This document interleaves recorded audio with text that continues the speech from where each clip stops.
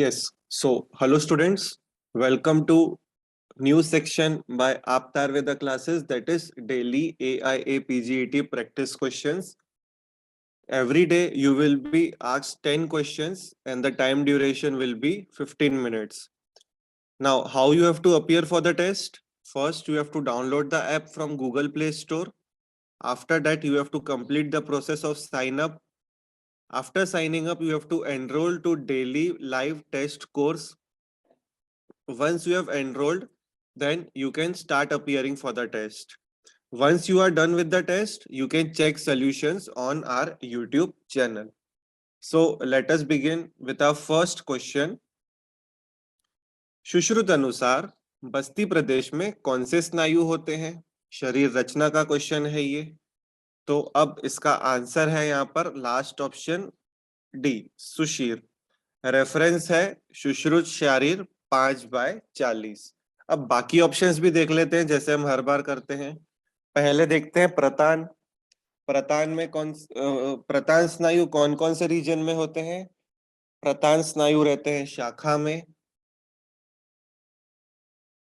मतलब जितनी भी एक्सट्रीमिटीज है वहां रहते हैं, और सर्व संधि में रहते हैं प्रतान स्नायु। इसके बाद नेक्स्ट वृत्त। वृत्त का मीनिंग ही सर्कुलर होता है, ध्यान दीजिए। वृत्त का मीनिंग क्या रहता है? सर्कुलर। तो सर्व गोल स्नायु, जहां जहां पे भी गोल स्नायु है वह सब वृत्त कहलाएंगे, या फिर मंडलाकार भी आप बोल सकते हैं उसको। इसके बाद कंडरा। कंडरा में भी वृत्त स्नायु रहेंगे। ठीक है। अब नेक्स्ट सी ऑप्शन देखो, पृथु। पृथु स्नायु कहाँ रहेंगे? उरम में रहेंगे, पार्श्व में रहेंगे, इसके बाद पृष्ठ में रहेंगे और शीर में रहेंगे। एंड लास्ट सुशीर कहाँ रहेंगे? बस्ती में, बस्ती प्रदेश में। एंड एक और है इसके अलावा, आम पक्वाशय के बीच में, मतलब आमाशय और पक्वाशय के बीच में, आम पक्वाशय के बीच में। तो इस तरह से हमने पूरा यहाँ पर स्नायुओं का डिवीजन देख लिया। Option last Sushir is correct. Second question, संधि शैथिल्य तृष्णा दौर्बल्य प्रजागर किसका लक्षण है? क्रिया शारीर का ये क्वेश्चन है। आपके सामने 4 ऑप्शंस हैं। ऑप्शन ए इज वातशय, ऑप्शन बी इज पित्त वृद्धि, ऑप्शन सी कफशय, and last option is D कफ वृद्धि। तो यहां इसका आंसर है ऑप्शन सी, कफशय। संधि शैथिल्य तृष्णा दौर्बल्यम प्रजागरम, यह कफशय का लक्षण है। सुश्रुत सूत्र 15वां अध्याय 11वें श्लोक में दिया है। ठीक है। अब यहाँ प्रजागर ध्यान में रखो। प्रजागर यूजुअली क्या रहता है? वात वृद्धि का कारण रहता है, तो वह कफ को कम करने का कारण रहेगा। तो उससे आप लॉजिक लगा सकते हो। ठीक है। अब next, this is an important question. तर्क संग्रह अनुसार हेत्वाभास का निम्न में से एक प्रकार नहीं है। अब पहले तो ये ध्यान में रखिए कि तर्क संग्रह ने हेत्वाभास के कितने प्रकार बताए हैं? 5 प्रकार बताए हैं। ठीक है। तो उसमें से इसका पहले तो मैं राइट आंसर बता देता हूं। Right answer is option A, प्रतिज्ञा। यह हेत्वाभास का एक प्रकार नहीं है। इसके अलावा व्यभिचारी, असिद्ध, विरुद्ध, ये सब हेत्वाभास के प्रकार दिए हुए हैं। अब ये तो 3 प्रकार हो गए। आप बोलोगे कि और 2 प्रकार कौन से हैं? तो इसके अलावा और 2 प्रकार है। एक हमने देखा कि व्यभिचारी हो गया अपना, विरुद्ध भी हो गया, इसके बाद सत प्रतिपक्ष और बाधित। फोर्थ टाइप इज सत प्रतिपक्ष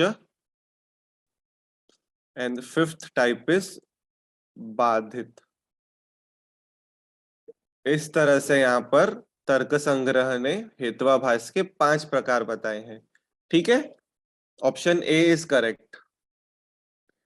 नेक्स्ट, किस महर्षि द्वारा रसों की संख्या 8 वर्णित है? द्रव्य गुण 1 का क्वेश्चन है ये। ऑप्शन में देखो क्या है, कुमार शीरा भारद्वाज, इसके बाद Vaideha Nimi, Badish Dhamavarg, and last is Vayurvid राजर्षि। तो इसका आंसर क्या है? Option C, Badish Dhamarg. Option C is correct. अब बाकी आचार्यों ने कितने बताए हैं वो भी देखते हैं। कुमार शीरा भारद्वाज ने 5 रस बताए हैं, वैदेह नीमी ने 7 रस बताए हैं, और वायुर्विद राजर्षि ने 6 रस बताए हैं। ठीक है, और 8 किसके द्वारा बताए हैं? बड़ीश धामार्ग। रेफरेंस आपको मिलेगा चरक सूत्र 26वां अध्याय 8वां श्लोक। ठीक है, तो option C is correct. Next question, Yoga Ratnakar अनुसार वात नाड़ी के देवता कौन है? रोग निदान का क्वेश्चन है ये। तो वात नाड़ी के देवता हैं ब्रह्मा जी। ठीक है, इसके अलावा शंकर जी पित्त नाड़ी के देवता हैं, एंड लास्ट विष्णु जी हैं कफ नाड़ी के देवता। गणेश जी के बारे में ऐसा कुछ स्पेसिफिक नहीं आया है। तो वात के लिए ब्रह्मा, पित्त के लिए शंकर, और कफ के लिए विष्णु। ठीक है, इस तरह से यहाँ पर इसका राइट आंसर है ऑप्शन ए। नेक्स्ट, किस महारस में अश्वमूत्र एवं कुलत्थ क्वाथ से शोधन निर्दिष्ट है? रसशास्त्र का ये क्वेश्चन है।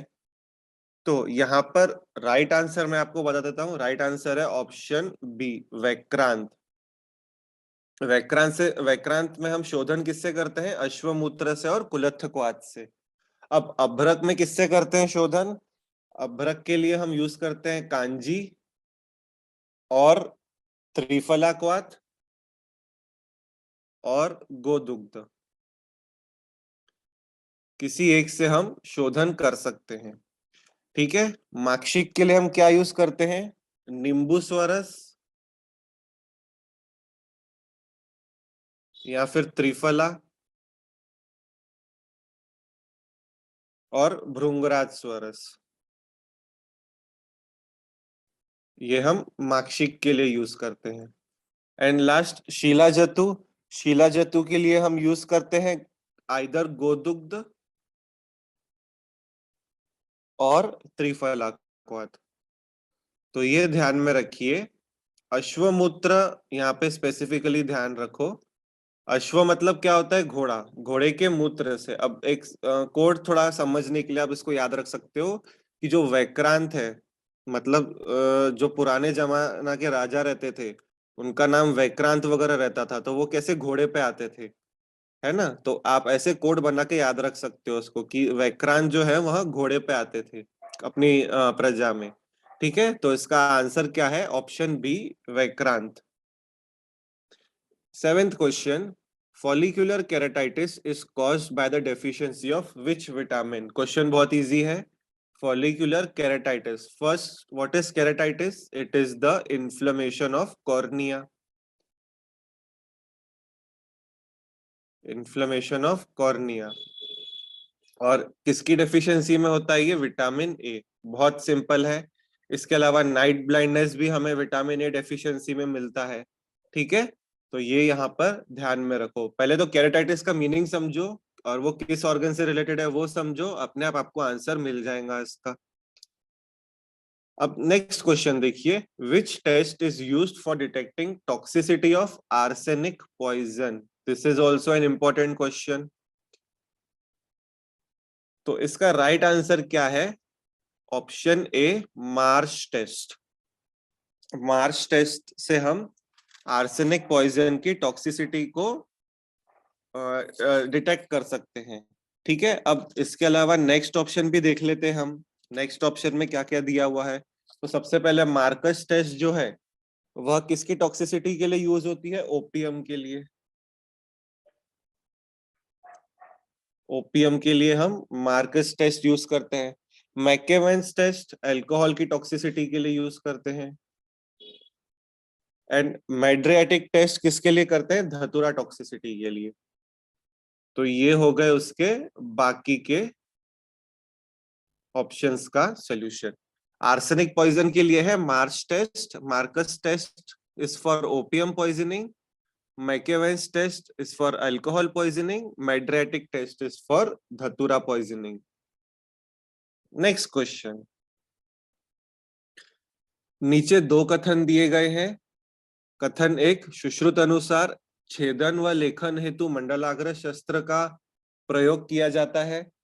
कथन दो, सुश्रुत अनुसार वेधन हेतु व्रीहिमुख शस्त्र का प्रयोग किया जाता है। उपरोक्त कथनों के आलोक में सही विकल्प का चयन कीजिए। शल्य तंत्र का ये क्वेश्चन है, ठीक है। तो सबसे पहले देखिए पहला स्टेटमेंट देखते हैं, सुश्रुत अनुसार छेदन व लेखन हेतु मंडलाग्र शस्त्र का प्रयोग किया जाता है। ये स्टेटमेंट सही है क्या? बिल्कुल सही है। इसके अलावा एक और यहाँ पर है करपत्र। करपत्र का भी छेदन और लेखन हेतु यूज करते हैं। अब कथन दो देखते हैं, सुश्रुत अनुसार वेधन हेतु व्रीहिमुख शस्त्र का प्रयोग किया जाता है। ये भी स्टेटमेंट बिल्कुल सही है। इसके अलावा वेधन में कौन कौन सा यूज करते हैं हम? कुठारी का यूज करते हैं, वेतस पत्र यूज करते हैं, सूची का यूज करते हैं और आरा। व्रीहिमुख के अलावा हम इन अलग चार शस्त्रों का भी यूज करते हैं वेधन कर्म के लिए। तो ये स्टेटमेंट भी सही है, इसलिए हमारा राइट आंसर यहाँ पे क्या है? कथन एक और कथन दो दोनों सही है। रेफरेंस है इसका सुश्रुत सूत्र अध्याय 8 श्लोक नंबर 4। ठीक है। Now our last question of the day, which of the following is an example of qualitative data? Research और स्टैट का क्वेश्चन है ये, ठीक है। मैं पहले पूरे चारों ऑप्शंस आपको पढ़ के बता देता हूं, उसके बाद में आपको राइट आंसर बताऊंगा। First is histogram, next is frequency polygon, option C is pictogram and last option is curve. अब यहाँ पे राइट आंसर है pictogram. Pictogram is used for qualitative data, ठीक है। पिक्टोग्राम कुछ इस तरह से बनाया जाता है।